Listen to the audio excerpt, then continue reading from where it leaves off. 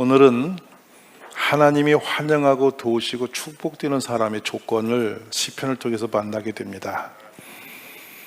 여기서 벗어나면 흔들려집니다.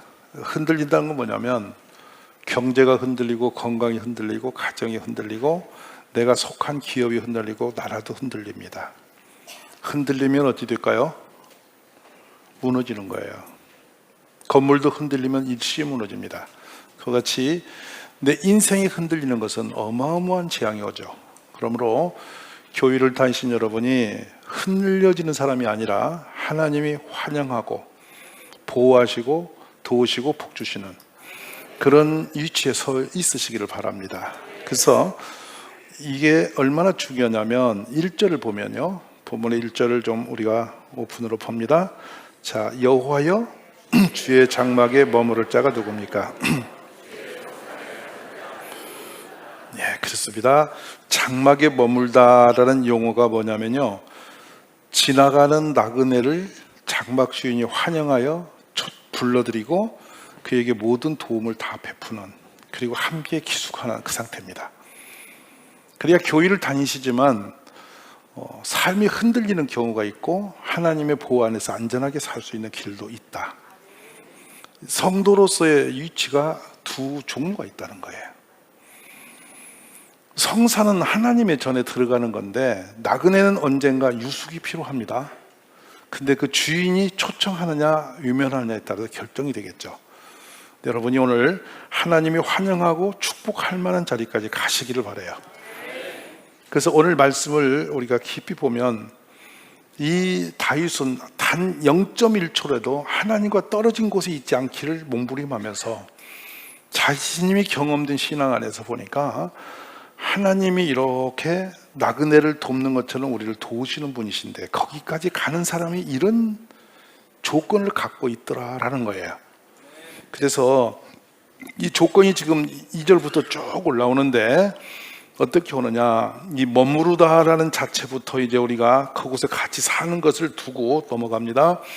조건절이 2절부터 오는데 우리가 교회에 와서 이렇게 딱 들어와서 예배를 드리는 순간에 하나님이 환영하는 사람이 이 가운데 있어요. 그리고 어떤 사람은 하나님이 이렇게 밀어서 흔들리도록 놔두는 사람도 있어요. 어떤 쪽에 계셔야 되겠어요? 환영받는 사람이 되어야시겠죠. 이것을 동행하는 사람이라 그래요. 오늘 시편은 10가지의 그 조건을 우리에게 소개합니다. 그래서 그냥 빠른 속도로 지나가고 저는 중요한 건 4절만 오늘 제가 설교하려고 그래요. 첫 번째 조건은 안과 박이 똑같은 사람. 겉으로 안녕하세요 하고 뒤에서 욕하고 여기서 화 웃고 뒤에가 딴짓하고 이중적 인격을 가진 사람은 흔들리는 사람이에요. 하나님이 버리는 사람. 하나님은 그 사람 알까 모를까? 압니다. 이런 사람을 정직하게 산다, 탐임이라는 용어를 쓰고 있어요. 정직하게 사는 사람이다. 이중이 아니라 한결같은 사람이다. 두 번째, 공의를 실천한 자, 폴체테크라는 용어를 썼는데 이게 뭐냐면 도리를 한다. 도리. 성도도 도리가 있고 목사도 도리가 있고 남편 도리, 아내 도리, 자녀 도리, 국민의 도리가 있어요. 성도도 똑같아요. 우리는 어디 위치에 있든지 내 도리를 지키는 사람이 되시라고. 할렐루야. 그 사람입니다. 그래서 이것을 우리가 도리는 뭐냐, 길도자 이치리자를 써요. 길이요 반드시 지켜야 할 공간이에요. 그래서 이것이 무너지면 섭섭해지고 미워지고 원망스러워지고 분노가 되고 나중에 원수 되는 거예요. 이런 사람이 되지 마라. 그리고 그 마음에 항상 진실을 말하라. 남에게 거짓말해서 뒤집지 말고 가서 거짓 뉴스 갖고 사람 해치고 이런 거 하지 마라. 아멘. 어디 가든 남에게 도움이 되는 인생을 살아라. 할렐루야. 한결같은 그 길을 걸으기를 원하십니다. 그 네 번째로 혀로 남을 허물을 찍어내지 마라. 남을 공격하지 마라. 비방하지 마라. 탓하지 마라. 다섯 번째, 이웃에게 악을 행하지 아니하며. 아멘. 이게 나하라는 겁니다. 여섯 번째, 이웃을 비방하지 말고. 여기까지 기본 베이스 놓고 다음에 하기로 하고 오늘 자 그럼 여기서부터 이제 중요한 대목으로 넘어갑니다. 이제부터가 오늘의 핵심입니다. 자, 여러분 4절을 가서 읽습니다. 크게 봅시다. 그의 눈은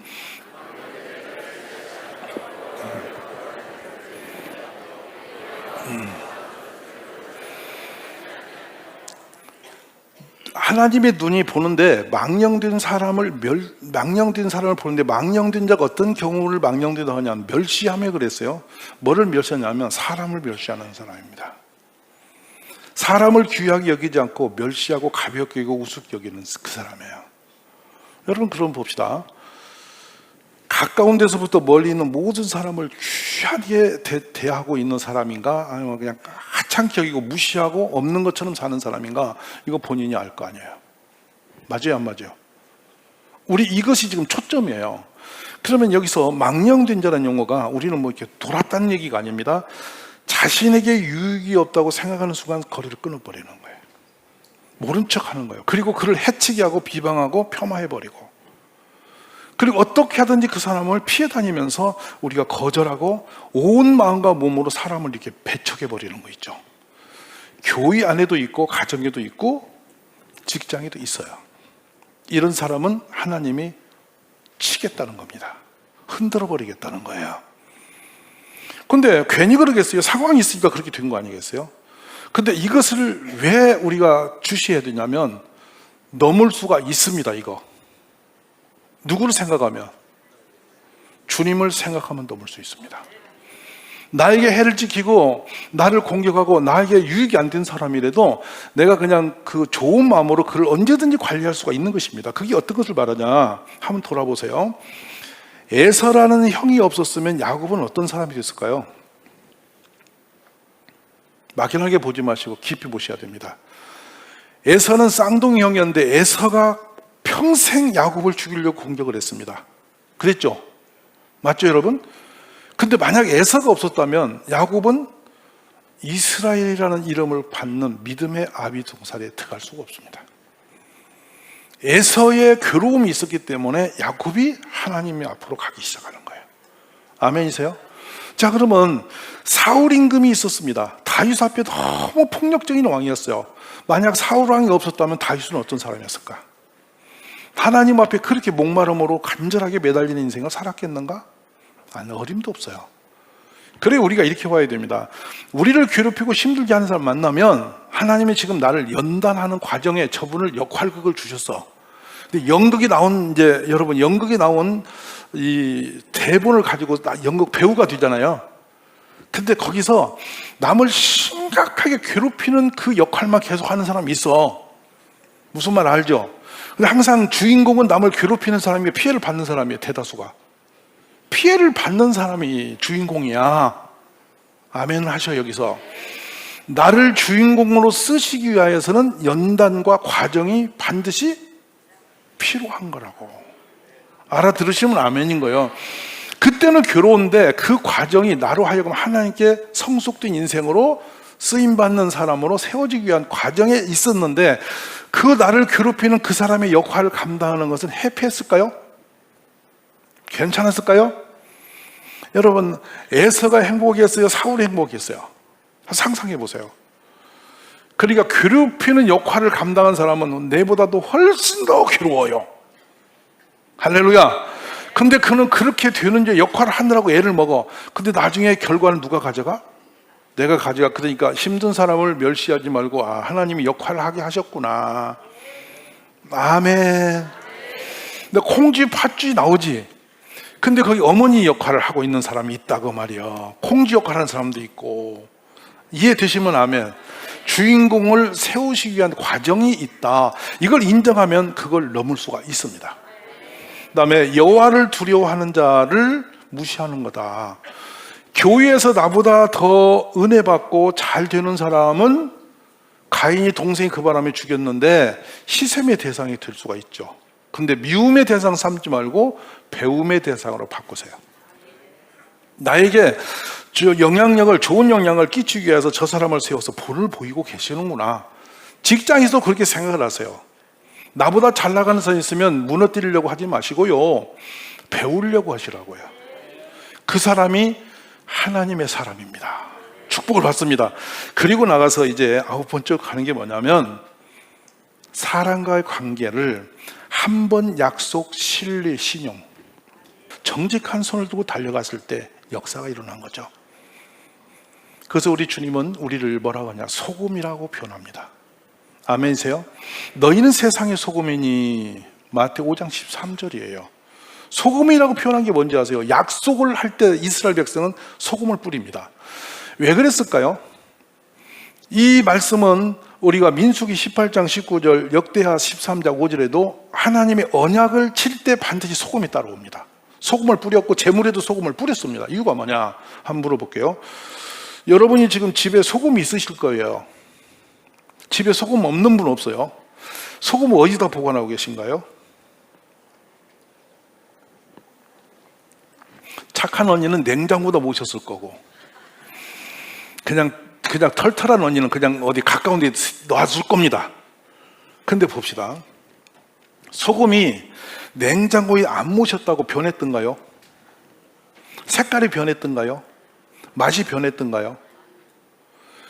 잘못해서 녹아 있어도 그 소금 국물은 국물에 넣으면 짠맛을 냅니다. 맞으시면 아멘. 그 소금이 냉장고 들어갔다가 나와도 소금이고, 밖에 내버려도 소금이고, 어디다 어떻게 놓든 상관없이 소금은 소금 맛을 갖고 있어요. 소금이 기분 나빴더니 달콤한 맛을 내고 막 짠맛을 내고 왔다 갔다 하던가요? 혹시 소금이 맛이 변한 적 있습니까? 쉬어갖고 쉰내가 난 적이 있습니까? 소금이 좋아가지고 오늘 고소한 맛을 냅니까? 소금은 어떤 상태에 놓든 짠맛을 가지고 있죠.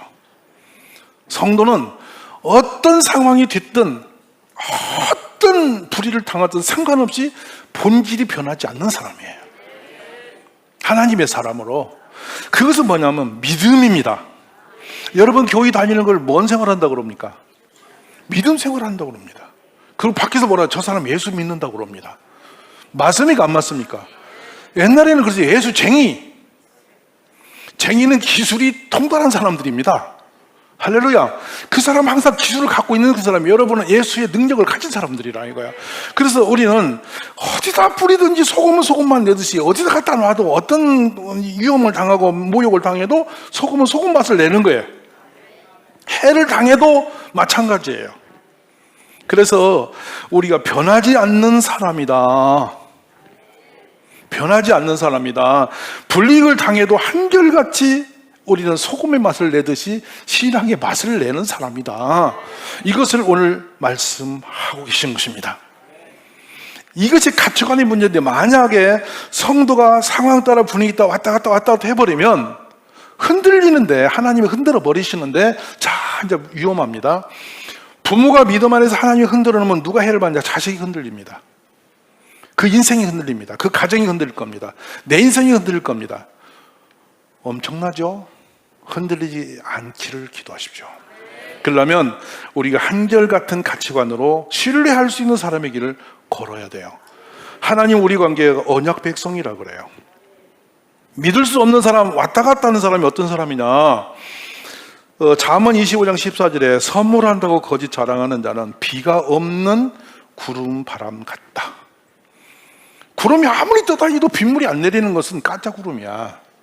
성도는 가짜 신앙이 되지 말아 뜻이에요. 할렐루야. 그래서 우리는 믿음의 사람인데, 제가 아주 클래식한 결혼 서약을 여러분에게 소개해 보겠습니다. 여러분 아마 안 들어보신 걸 겁니다. 이거는 처음 듣는 것인데, 나 누구누구는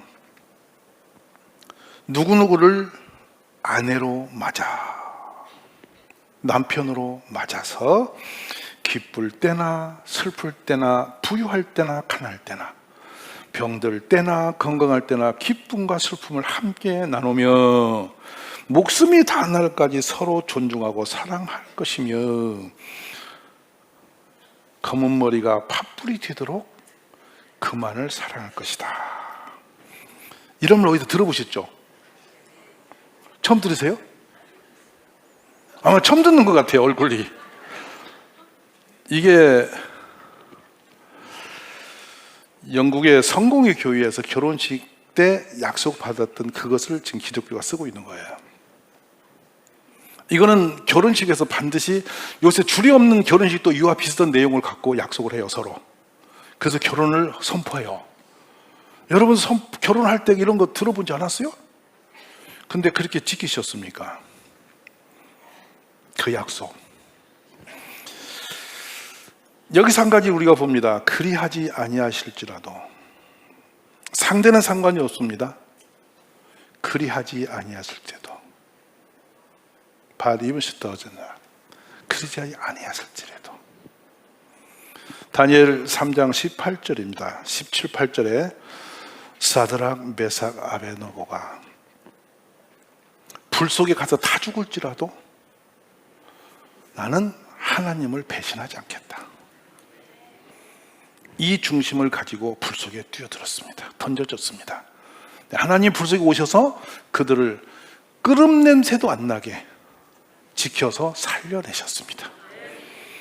그들이 살아난 게 중요한이고 불 속에 던져질 때 갖고 있던 그 믿음이죠.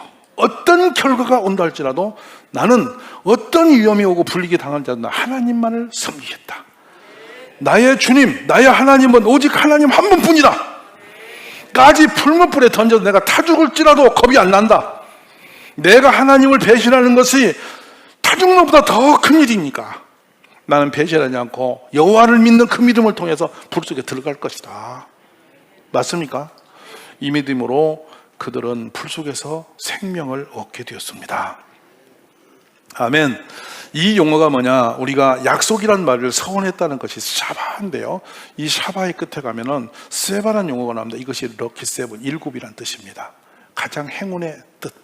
약속은 행운이라는 겁니다. 불편한 게 아니라는 거예요.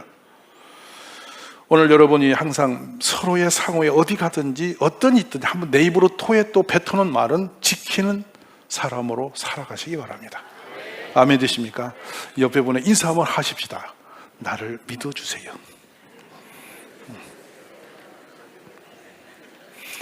4절 보면 어떤 손에 걸지라도 하나님 앞에서 한 맹세는 끝까지 지키고 일으켜내겠다는 약속을 가지고 있는 사람의 이야기를 우리가 듣고 있는 겁니다. 여기서 한 애화를 하면서 마치려고 그러는데요. 주님 오시기 약 400년 전에 실제 이야기입니다. 나중에 그 땅이 노마가 되는데 치열한 이 군수 국가끼리 전쟁이 있을 때인데 훗날에 노마가 되는 그 나라의 왕에게 피티아스라는 한 절분이가 오해를 받아서 사형 선고를 받습니다. 근데 그는 효자였습니다. 그래서 그가 이제 사형 선고를 받고 감옥에 유치가 되었는데 그가 탄원을 합니다. 왕에게. 어떤 탄원이냐? 왕이시여, 제가 당한 사형은 제가 감수하는데 한 가지는 도와주세요. 뭐냐? 그러니 나는 홀로 계신 어머니가 있습니다. 내가 죽기 전에 딱 한 번 어머니에게 찾아가서 마지막 인사를 드리고 와서 죽고 싶습니다.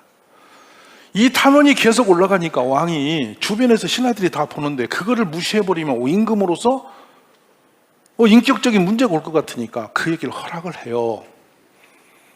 그래라, 네 어머니, 네가 효심이 극한 걸 내가 긍일히 여긴다. 갔다 와라. 그 대신 조건이 있다. 너 대신 감옥에 들어와서 너가 돌아오지 않으면, 며칠 날 사형날까지 돌아오지 않으면 그가 대신 죽는 거다. 그런 친구를 찾아와라 그랬어요. 여러분이 만약 그런 입장이라면 여러분의 믿음을 가지고 대신 죽겠다고 감옥에 들어가서 사형을 받을 친구가 있을까요? 옆에 남편이 그럴 것 같습니까? 부인이 할 수 있을 것 같습니다. 친구, 옆에 집사님, 옆에 분 누구세요? 장로님, 권사님이 나 대신 죽어줄 수 있을 것 같습니까? 근데 그때 한 청년이 그 소식을 듣고 달려왔어요. 다몬이라는 청년이 달려온 거예요. 피티아스, 내가 왔다. 너 가라. 내가 대신하마. 다몬이라는 청년이 감옥에 대신 들어가서 사형을 준비합니다. 네, 피티아스가 고향을 갔습니다. 근데 소식이 없습니다. 그때는 휴대폰이 없었어요. 연락할 바가 없어요. 근데 안 와요. 모든 사람이 그랬어요. 왜냐면 다몬이 너 멍청한 놈, 죽을 데가 없어 그렇게 죽냐? 얌마, 사형받은 놈이 가면 올 리가 있냐? 너 속았어. 너 이제 죽는다. 다 비웃고 관심을 갖습니다. 드디어 담원이 사형의 집행날이 다가왔습니다. 그 전날 밤 모든 사람이 그 사형 광장에 모입니다. 내일에 해가 지면 죽이는 건데 저 담원이 죽는지 친구가 오는지를 보고 싶었던 거예요. 끝내 그날 비는 억수같이 오고 피티아스는 안 왔습니다. 12시가 넘어서 드디어 사형 집행관이 이제는 희망이 없다. 담원 넣어라. 목을 걸었습니다. 근데 저쪽에서 소리가 들려요. 내가 왔다. 피티아스가 왔다. 담원 멈춰라. 소리를 질러. 보니까 저 가만히 데서 아주 흑선이가 뒤에서 빗속에 그냥 달려오고 있는 거예요. 피티아스가 달려오는 거예요. 사형이 멈춰졌습니다. 밧줄을 풀어놓고 피티아스를 걸려고 하는데 그때 거기에 있는 집행관이 너무 감동을 먹어서 황제에게 진언을 올렸어요. 황제여, 이런 아름다운 인생은 본 적이 없습니다. 사형을 그래도 집행하시겠습니까? 라고 했습니다. 그때 황제가 번뜩 일어나서 참 손을 떨면서 한 말이 너무도 귀하다. 그는 참 복 있는 사람이다. 그를 풀어줘라. 두 사람이 어깨동무하고 춤을 추면서 단에서 내려왔습니다. 여러분, 과거의 이야기예요. 옛날 얘기죠. 오늘 우리는 막 살아도 되는 시대일까요? 문득 생각해 봅니다. 내 목숨을 대신할 친구는 나는 있는가? 그런 사람이 있다면 어디서 만날 수 있을까? 그 사람은 하나님이 나그네 같은 그 사람을 자기 장막으로 불러서 어떤 위험이, 보세요. 지나가는 나그네를 우리 집에 들이면 그놈이 자다가 강도질할지 도둑질할지 칼질할지 아무도 모릅니다. 그래서 그 당시에는 나그네를 함부로 장막에 들이지 않았습니다. 근데 하나님이 우리를 환영하고 초대하고 할 때는 우리가 강도보다 더 복잡한 인생들 아니에요? 한 가지 보시는 겁니다. 배신하지 않는 거. 아멘. 그거 보시고 하나님의 성산에 머무르게 하시고 그를 지키시고 보호하시고 복을 주신다는 겁니다. 신뢰, 믿음, 약속을 지키는 사람. 우리 그 결단이 우리 삶 속에 일어나기를 기도하십시오. 부부도 평생에 당신만을 위해 살겠다는 약속을 지키시고, 자식도 그 도리를 다하고, 성도 간에도 서로가 믿음의 사람으로 서로를 도움이 되는 사람으로 살고, 뒤에다 욕하지 말고 돌 던지지 말고, 앞에서 집사님, 권사님, 장로님 하고 이렇고 뒤에 가서 이러지 말고 한결같은 길을 걸으면서 한 번 사랑했으면 어떻게 흔들려도 나는 그 사랑을, 나는 변하지 않고, 너는 나를 배신해도 나는 그 사랑 갖고 살고, 비가 내리고 강물이 불고 폭풍과 몰아쳐도 그 약속 지키기 위해서 죽기 위해서 달려온 피터스처럼 우리가 그런 길을 걸어가시기를 간절히 바랍니다. 그러면 하나님이 큰 복을 주실 줄로 믿습니다. 나를 대신하여, 당신을 대신하여 내가 죽겠습니다.